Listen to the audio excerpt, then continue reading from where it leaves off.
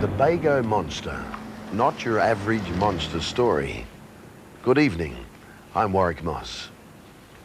There are events in our normal daily lives that stun, make us sit up and take notice, realize that it could have been me. Sometimes it's a fleeting feeling, lost in the flood of mixed emotion. Then there's the case of 11-year-old Matthew Stichter. His experience didn't happen in the daylight hours. He saw something in his dream that terrified him. So much so, he ran from his warm bed to his parents' room to escape the nightmare. But what Matthew and his parents didn't know was that there was no escape.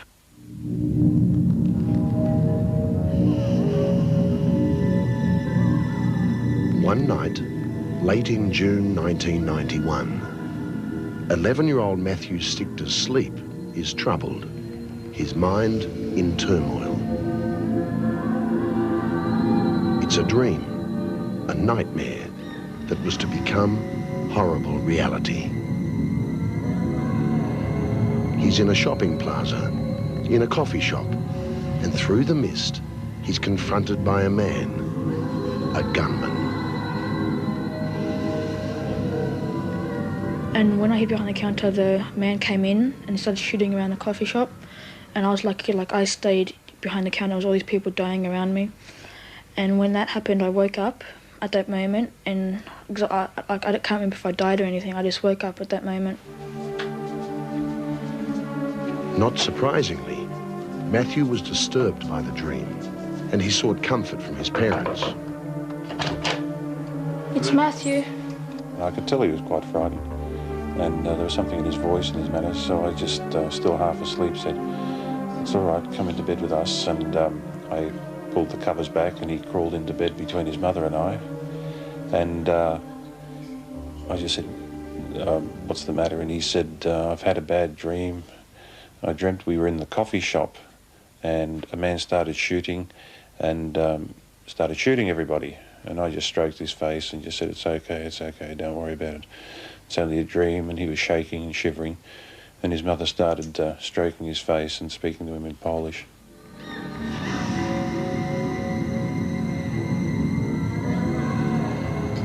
Bad dreams, nightmares, terrifying visions that haunt youngsters in the dark of night. Dreams that are normally long forgotten when daybreak comes. And that would have been the case at the Stichters if it all hadn't happened again. 2 weeks later, the same dream, the same plaza, the same coffee shop, and the same tragic results. It was very realistic, yeah. When the man actually came and started shooting, it felt like, he was about to shoot me, and the bullets just moved past me, in a way. And when I went into the coffee shop, it was like people were actually eating, and they were in the dream, but I could actually see them and feel them and touch them, if I walked up to them. And perhaps there's a reason for this sharp clarity in the 11-year-old's dream. There was a coffee shop and a shopping plaza that played an important part in his family's life. Sydney's Strathfield Plaza. You see, Matthew's father, Otto, has a hobby. He creates photographic montages for his friends. And most Saturdays, he and Matthew used to take these artworks to have them copied inside Strathfield Plaza. We'd leave the photocopying at the photocopying place, then pop across to the coffee shop, which was only just up the aisle, and pick up the photocopying on the way back when we went back to the car. So at that stage, that was the only coffee shop we ever went to. So if he said the coffee shop, that would be that coffee shop. Just like if my wife and I said we'd meet at the coffee shop, it would only be that coffee shop because there's no other coffee shop we did go to.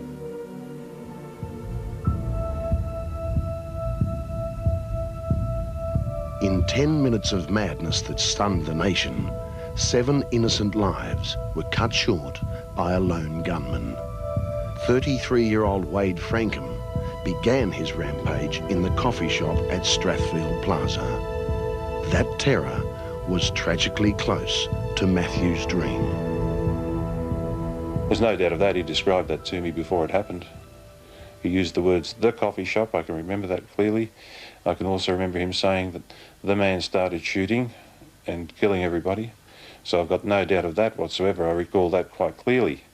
What importance you place on that, how you see that, is whether it's a psychic experience or not, is something that I'm not qualified to answer. But I do know that he had that dream, that he mentioned it to me, that he had it again later, and that when he heard about the massacre, that the first thing he said was, "It's just like my dream." So I don't, maybe it is coincidental, but then again, maybe it's not. But there was, in fact, a definite coincidence. A very fortunate one indeed. On Saturday, August the 17th, the day of the massacre, Otto and Matthew should have been at Strathfield Plaza, as usual. But by chance, they were 20 kilometres away at the Sydney Opera House. Relatives from Poland were visiting, and the Stichters had managed to get tickets for a Mozart concert, the one and only matinee performance, and the only time the family had even considered going to the opera in the daytime. This massacre which happened started in the coffee shop where Matthew and I would have been sitting, having our cup of coffee, having our sandwich, and it's just a bit frightening in that, to think that you might have been there in different circumstances. Like whenever people say something about it, like that, like it was like very like a coincidence that we went to the matinee, to like it sure like brings shivers down my spine in a way. Like it could have happened to my dad and I if we were there. That afternoon, while they were enthralled by the drama on stage, Wade Frankham was playing out his own violent role in real life.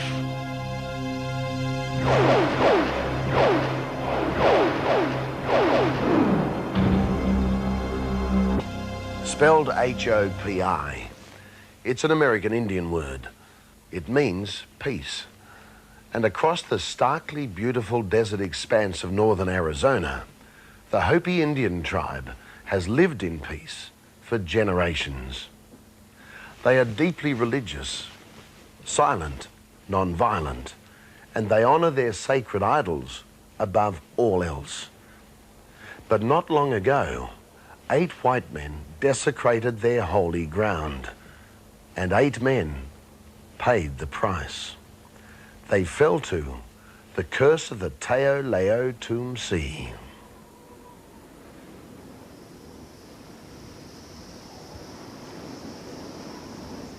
The plaintive cries of the sacred Telatumsi idols are carried across the Hopi lands by the wind.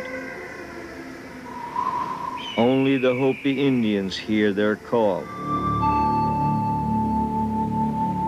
It is 15 years now since they were taken from a sacred place by 2 white men, an act that destroyed a 1,000-year-old religion and stopped an entire generation of young Hopi braves from reaching manhood.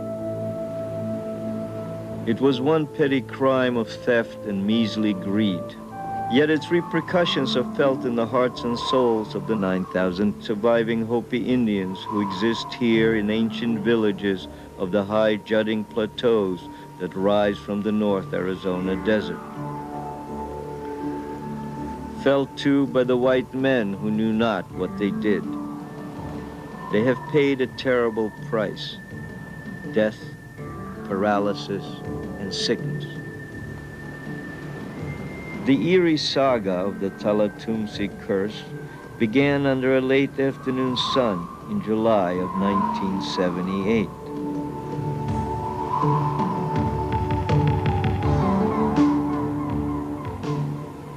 Jimmy Lee Hinton, a lanky ranch hand and archaeology student, was 21.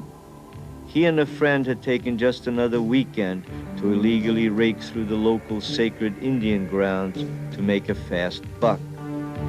Hopi relics like pottery are easy to sell to black market art galleries. The sun was going down, and I had had this strange urge, a pull. I was pulled to walk off to the left of the trail, and there was a cleft, a small cave. The cave was walled up, and at the top of the wall, some rocks had fallen, and the sunset was shining right in, and there they were. And two of the idols, the doll figures, were looking right back at me. The discovery Hinton had made was far more profound than he knew. Looking back at him from the bed of feathers were the most sacred of the sacred idols of the Hopi, the Tala-Tumsi dolls. On the left, Dawn Woman. In the center, Corn Maiden's husband. And on the right, Corn Maiden. Lying with them in the cave was a fourth idol, Corn Maiden's daughter, which has never been photographed. There was something about it. There was an aura. There was power that was just coming out of that small opening. Not only did these idols draw me to them, but also because of the aura they were emitting, also only let me get so close. There was something that just scared me to get any closer to them. And I decided to go back to find my friend where he was at, Randy Morris. Under cover of darkness, Hinton and his friend Randy Morris returned to the cave with small flashlights, and they stole 1,000 years of history. Stuff is ancient. Like a bunch of deer, we went off in the darkness, back up to the motel. As we spread them out up on the bed, we had realized that we only had 3 of the idols that we had left. What turned out to be the baby of the group, the family of idols. We had left the baby alongside the road back up there.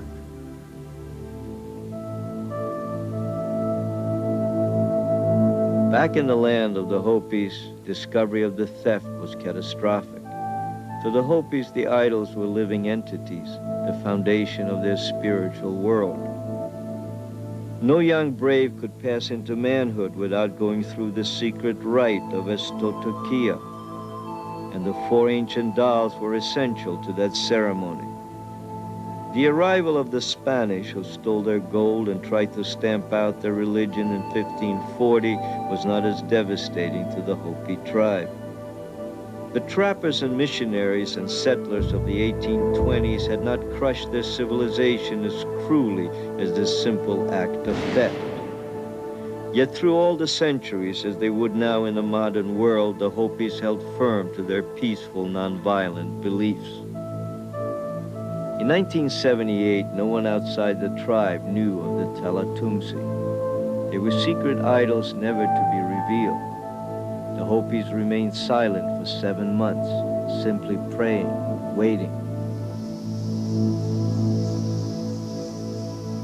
For as long as the idols had been sacred, so also they had carried a curse for anyone who removed them. In the course of finding black market buyers, they enlisted the help of friends and contacts.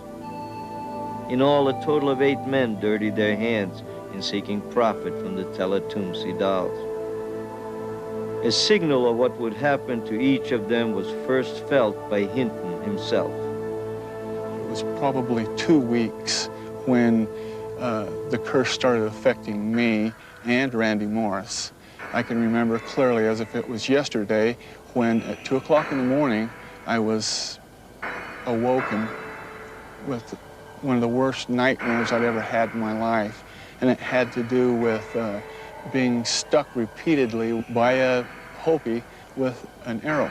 And the spirit deities of the Hopis in the background were dancing, elevated off the ground. The dream was so vivid, I could still hear the bells and the tom-toms out in my front yard, and the telephone rang.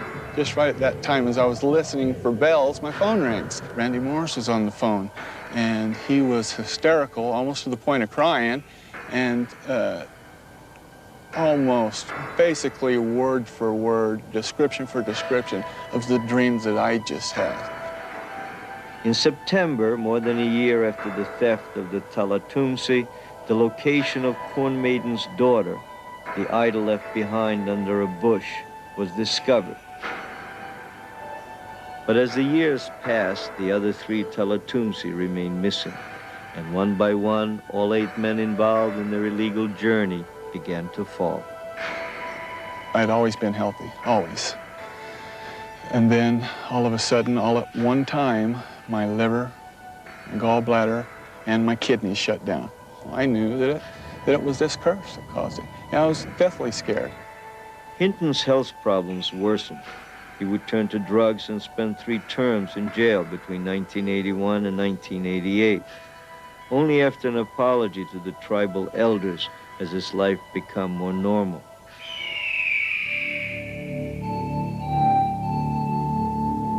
Randall Morris was paralyzed in a motorcycle accident shortly after the theft. Morris's father, who helped hide the dolls, seriously injured in a car crash on an Indian reservation. Stanley Gene Olson, 33, who tried to sell the dolls to galleries, killed in a traffic accident in 1992. Witnesses say he was chanting an Indian death song when he died. Don Stevenson, 69, who helped find buyers for Hinton and Morris, suffered a heart attack and his wife developed cancer.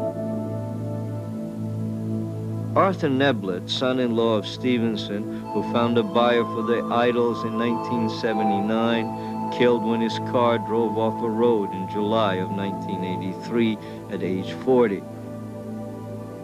Mark Adler, the man who provided the truck that transported the Hopi idols, stricken with diabetes and symptoms of multiple sclerosis. Interestingly, the only man who has so far suffered no effects of the Teletumsi curse is the man who admits he eventually bought the dolls for $1,600. His name is Eugene Jinks Pyle, aged 44. Pyle insists now he chopped the dolls into pieces and burned them in a wood stove in 1981 because he thought the FBI was on to him.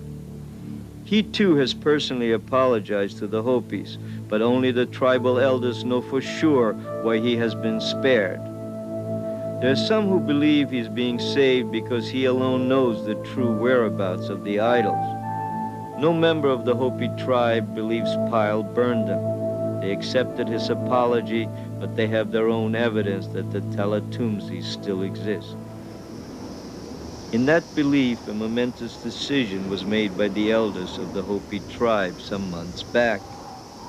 The old priests, driven by the fear that if the manhood ceremony called a stotukia was not conducted soon, the knowledge of it would be lost forever. The key priest was already 95, and in secret, 63 men, a generation, some by now in their 30s, were given the sacred rite with the last remaining idol, daughter of Corn Maiden. The Hopi religion today remains at risk in the souls of its 9,000 people. They pray that the daughter of Corn Maiden is enough to please the gods in the ceremony. But they are happier now, for they hear the voices of the 3 missing Teletumsi in the winds that cross the plateaus. They believe Dawn Woman, Corn Maiden's husband, and Corn Maiden are somewhere out there still.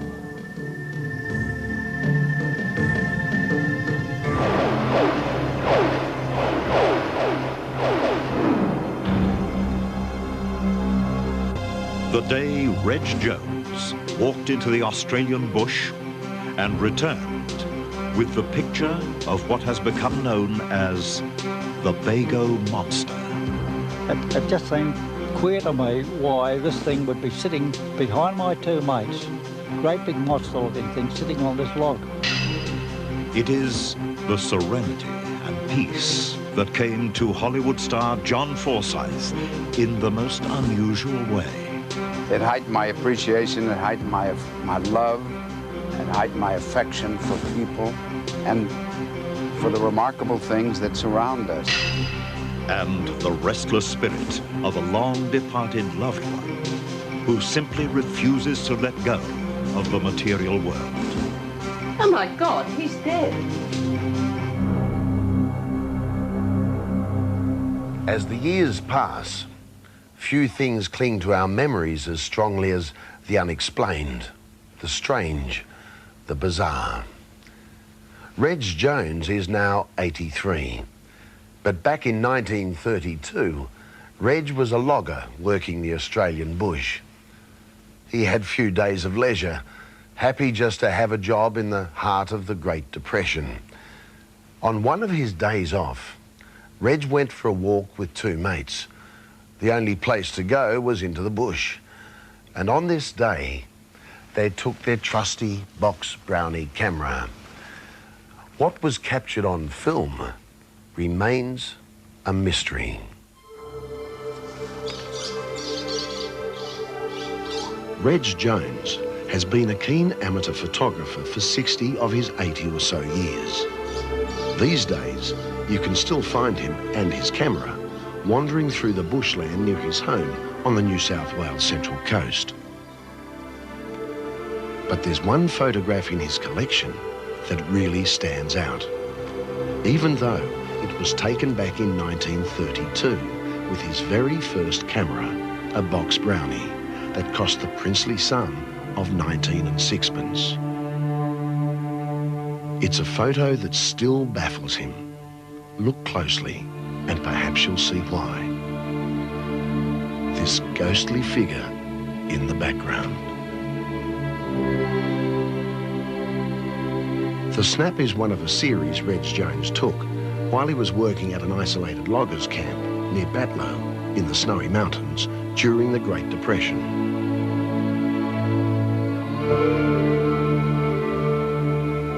Even with the Depression days, there was a lot of young fellas that didn't want to leave the city.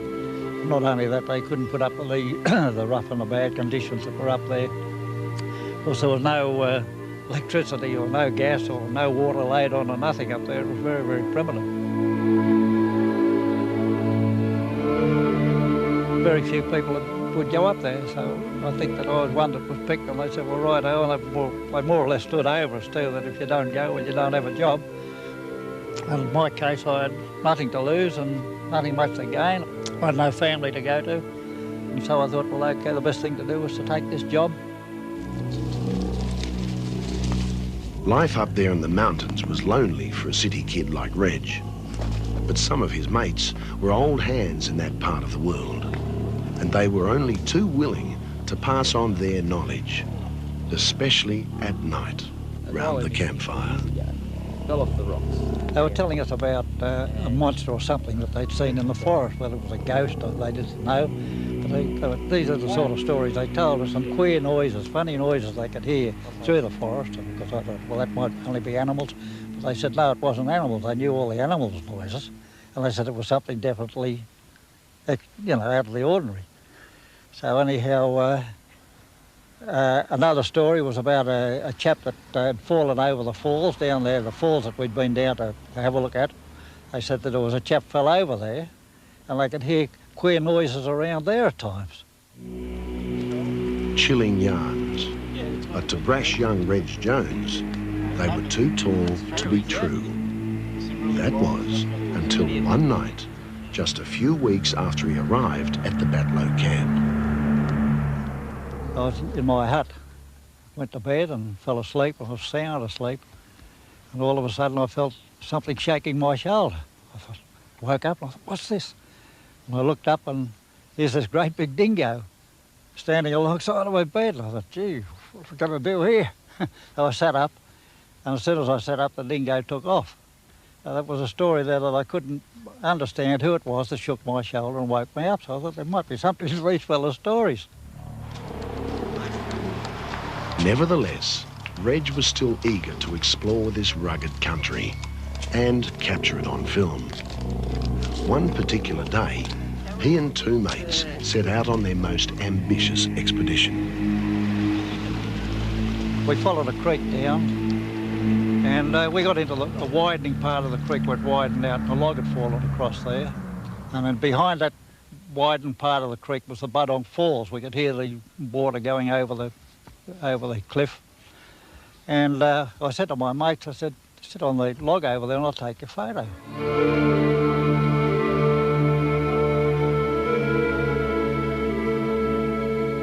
The box brownie sure worked overtime, and by the end of the day, Reg had a full roll of happy snaps. One of those frames, though, would eventually suggest that he and his mates were not alone in the bush that afternoon. When I got the photo developed and printed and looked at it, there's a great big monster-looking thing sitting on a log behind them. And I thought, what's this? Couldn't believe it. This is like human. 60 years later, Reg still doesn't know who or what intruded on that tranquil scene. All he can make out is a ghostly figure towering over his mates. Something that looks like a man sitting with his hands in his lap. But then, occasionally, Reg's mind wanders back to those nights by the campfire and those yarns about ghosts and demons in the Batlow bush. I remembered the stories that they were telling me about a fella that had fallen over the falls and lost his life. And I thought, well, it couldn't be, it might be a ghost. I didn't believe in ghosts, but still, it just seemed queer to me why this thing would be sitting behind my two mates, great big monster-looking thing sitting on this log. I thought, this is, you know, out of the ordinary. Couldn't just believe it.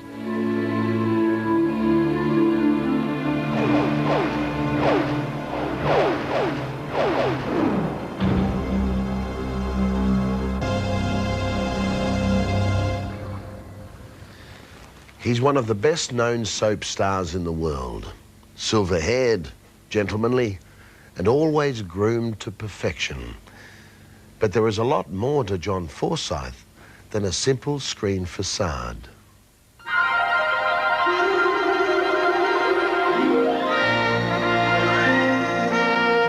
In Dynasty, the handsome tycoon Blake Carrington was caught between the goodness of wife Crystal and his evil ex-wife, Alexis. Of course, Carrington is no longer my family name. In real life, he's John Forsyth, a star on the Hollywood TV scene for 30 years. We caught up with him in Beverly Hills the other day and threw out the usual questions about life, death, the hereafter, and the paranormal. Try reincarnation. No. Heaven and hell. I don't believe in organized religion. The soul. I think that deep within us is some kind of energy that we call soul. And I'm not sure that I will ever believe anything other than that. And there is something within Mr. Forsyth that he believes he's learned about this life. The wonder of life, the beauty that surrounds us, that is ever present, if we can just look. The joy of contact with each other. Just those kinds of things. His appreciation for the wonders of nature around him followed a brush with death way back. I had a very serious operation, so much so that it was life-threatening. And I spent about a month recuperating. And it was a most extraordinary month because the first things that I saw sitting out in my garden where I used to sit and read were hummingbirds. Now, back east, there are no hummingbirds. They are the most extraordinary little animals. They, you know, the incredible velocity they have when they flutter. So what I did was I set up a couple of areas in which they could drink and watch them. And that, I think, was responsible in many, many ways for a whole change in attitude in my life. And I think in many, many ways responsible for my quick and speedy and total recovery. And it's something that from that day to this I will never forget. And every time I see a hummingbird, it's like seeing an old friend. How are you a different person now than before you had that brush with death? I think I'm much softer. I'm more giving. I'm more giving to not only to my family and to my children and grandchildren, but giving to people and to friends and to acquaintances as well. I think when you get that close to a life-threatening situation, that your values change. It would have been nice if I had been able to have done that before the operation. But having the operation, I think, heightened everything. It heightened my appreciation, it heightened my love, and heightened my affection for people and for the remarkable things that surround us, that we're part of and really rarely get to appreciate as we should. I think there's a beginning and a middle and an end to all things in life. And death is just one of those factors. It's the final factor. But I don't think that it is as compelling and overwhelming. It's just the end of a period. Now, I remember everybody that I ever knew that is no longer alive. I remember them for their good things. I remember them for the not so good things. And I think people will feel that way about me when I go. I tell you, I haven't had a bad time. I've been here on this planet for a long, long time. And it's been good. I don't have too many complaints. Whether fate has brought that about or not, or whether it's something that is engendered by me or by the people I'm around, but life is pretty doggone good.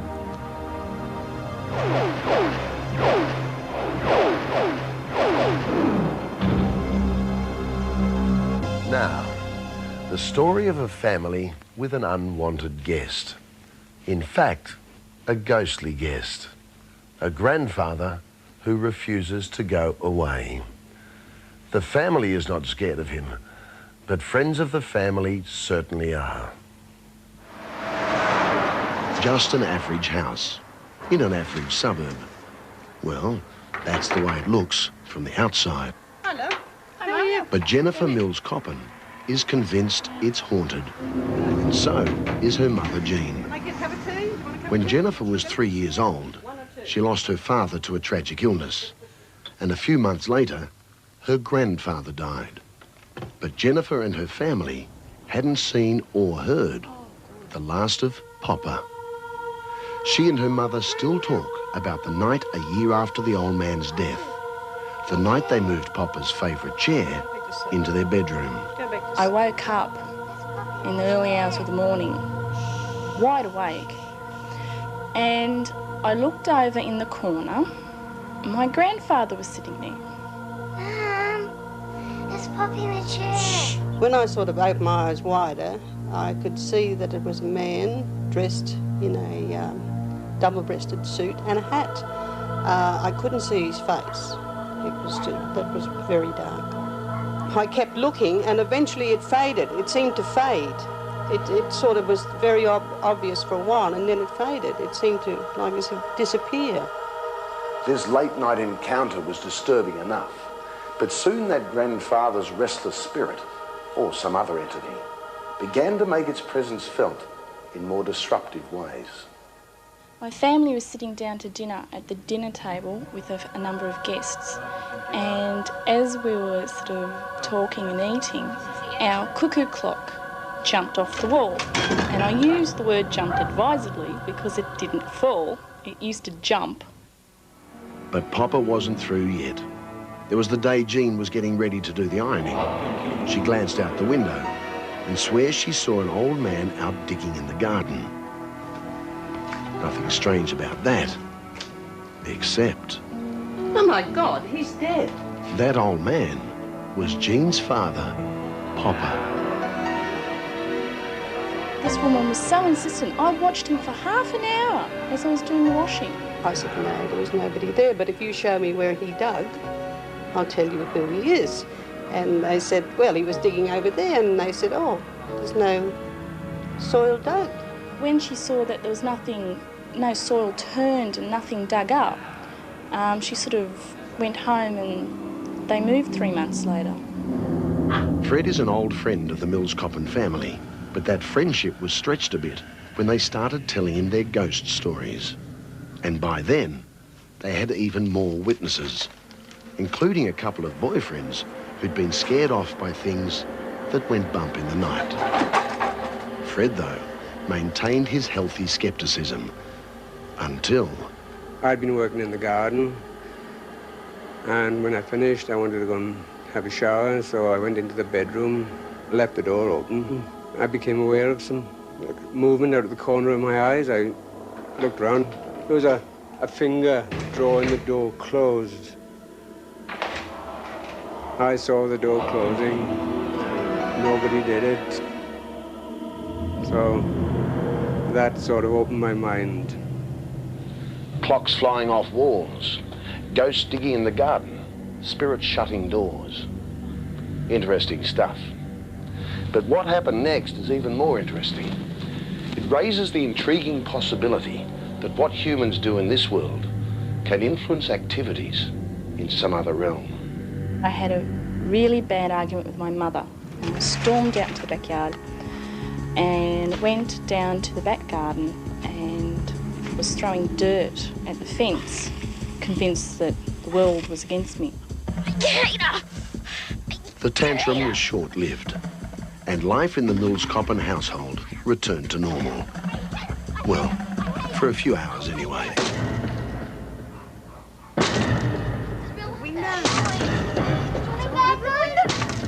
Make it stop! Make it stop! Please! It'll go away. What is it? I don't want to. Of all the things that have happened in this house, the night that the dirt was hitting the windows was the most frightening. You could look down the yard and you could see the dirt coming, but there was nobody there. That noise, I hate that noise. And I don't know to this day what it was. And I can't come to terms with that. And I never will until somebody explains it to me. The Mills-Coppin family, at least 3 or 4 boyfriends, half a dozen dinner guests, and a few friends of the family. They all witnessed ghostly goings-on here in this ordinary suburban